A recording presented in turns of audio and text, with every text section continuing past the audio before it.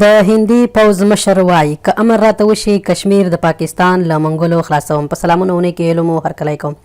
د هندي پوځ مشر منوج مکن ناروانی وایي که چیرې راته هندي پارلمان امر وکړي ټول کشمیر به تر خپل واک لاندې راولم چې په دې سره به پاکستان تش په میدان پاتې شي.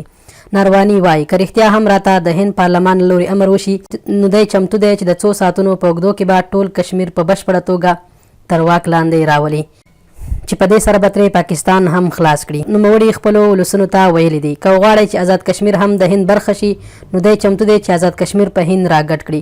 خو پر وینا یوازې د دې هیواد د پارلمان له لوري یوې اشارې ته اړتیا ده.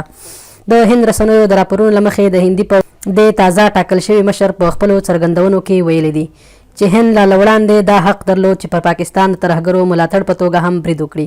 سرچینه کاږي. د پوځ مشر منوج ویلي هند د ترهګرو ډلو د ملاتړ پر وړاندې د جذابي ځواب ستراتیژي جوړه کړې ده چې اوس یوازې د هند د پارلمان د تایید او غوت ځواب ته په تمه دي.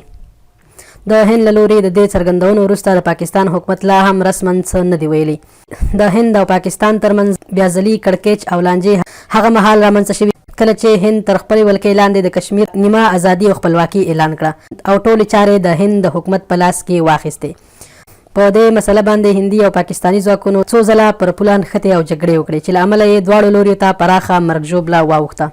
له دې وړاندې تیر کال هم د هند او پاکستان ترمنځ د کشمیر په لانجمنې سیمې د دواړو لوري ترمنځ مخامخ جګړو ترڅنګ پر یو او بل هوایي بریدونه هم وکړل. دواړه لوري له کلونو راهیسې د کشمیر په مسله له یو بل سره په پراخ کړکېچ اوښتي دي خو ټول زیان یې په سیمه کې دواړو لوري میشت خلک ګوري.